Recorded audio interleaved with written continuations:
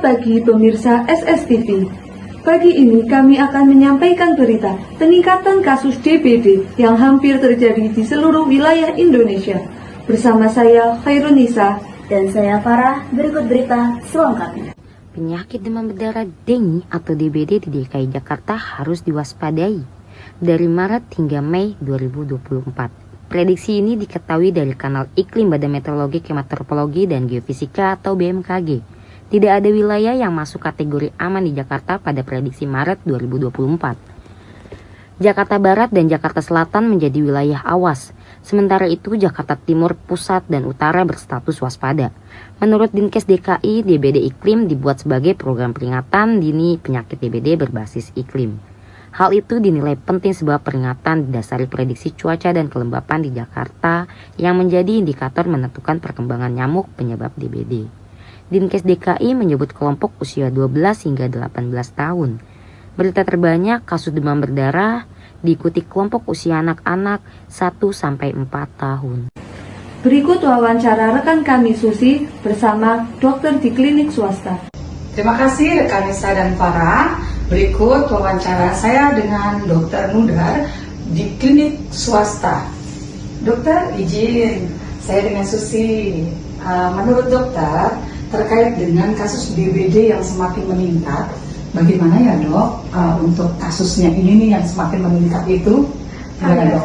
Untuk kasus DBD sendiri memang prevalensinya sedang meningkat di Indonesia dan itu rata saat Indonesia, nggak hanya di Jakarta saja kayak gitu. Mungkin disebabkan juga karena cuaca yang sedang musim hujan sehingga kasus DBD ini meningkat. Oh siap. Artinya memang ini ya dok, kasusnya memang lagi tinggi ya dok. Iya, nah menurut dokter pencegahannya bagaimana sih dok? Untuk DBD sendiri merupakan sakit yang disebabkan oleh virus. Gitu, penyakit yang disebabkan oleh virus yang disebarkan oleh nyamuk. Sehingga pencegahan yang bisa kita lakukan adalah membatasi nyamuk itu sendiri. Bisa dengan gerakan 3M. Seperti itu. Baik dokter, terima kasih. Berikut laporan saya dengan Susi. Kembali ke rekan Nisa dan Farah. Terima kasih rekan Susi atas laporannya. Berikut kami sampaikan laporan keresahan masyarakat mengenai peningkatan kasus DBD di Jakarta Utara dan di Jakarta Selatan bersama rekan kami, Teresia dan Ika Handayani. Selamat malam Bapak Paul. Selamat malam Bu Teresia. Sebelumnya terima kasih atas waktunya nih Pak. Nah saat ini kan kita lagi membahas maraknya peningkatan penyakit DBD. Karena Bapak ini kan adalah Wakil Ketua RT di Unit Apartemen Kebagusan City. Langkah apa sih yang Bapak ambil supaya warga Bapak tuh tidak terjangkit penyakit DBD?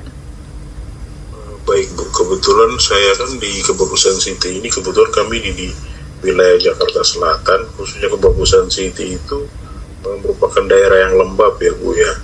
Jadi memang banyak hal-hal tindakan yang kami bekerja sama dengan pengelola apartemen melakukan kerjasama supaya menghindari hal-hal yang penyakit-penyakit yang timbul dari daerah DBD. Contohnya ya kami ada fogging biasa tiap minggu, terus ada kerja bakti, kami membersihkan seputaran tempat apartemen kami. Kebetulan apartemen kami itu dekat dengan Kali Baung, salah satu anak sungai yang masih ada dari zaman dulu sampai sekarang, seperti itu. Dan apakah langkah itu sudah cukup worth it Bapak untuk Bapak lakukan sebagai Wakil Ketua RT? Bagi kami sebenarnya langkah ini sudah sangat worth it untuk melindungi wilayah kami di Kebagusan. Cuman beberapa hal perlu kami lakukan lagi lebih dalam supaya menekan yang namanya penyakit DBD ini. Angkanya di wilayah Kecamatan Jagakarsa khususnya menurun gitu. Kan lebih baik kita mencegah daripada mengobati. Baik Bapak, terima kasih atas kesempatan waktunya dan terima kasih nih atas solusi yang Bapak sudah lakukan untuk mencegah penyakit DBD sendiri ke warganya Bapak. Selamat malam Bapak. Terima kasih sama-sama. Selamat siang pemirsa, saya kembali dengan narasumber saya, Saudara Dela.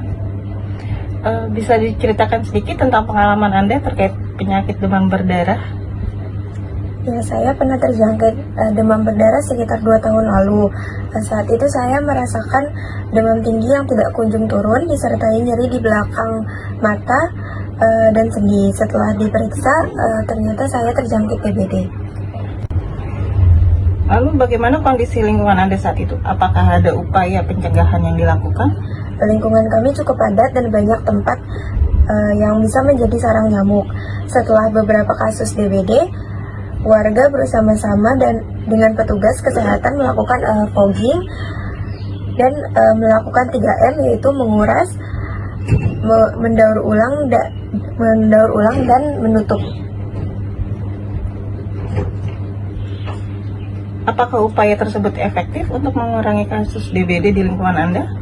Setelah dilakukan fogging dan pembersihan, kasus DBD berkurang. Namun upaya tersebut harus dilakukan secara rutin, terutama saat musim hujan. Kesadaran warga juga sangat penting untuk menjaga kebersihan lingkungan. Baik, terima kasih Mbak Dela. Terima kasih semua dan saya kembalikan kepada Farah dan Nisa. Kasus DBD ini sangatlah meresahkan masyarakat karena sudah banyak memakan korban. Pentingnya menjaga kesehatan dan menerapkan 3M di lingkungan sekitar.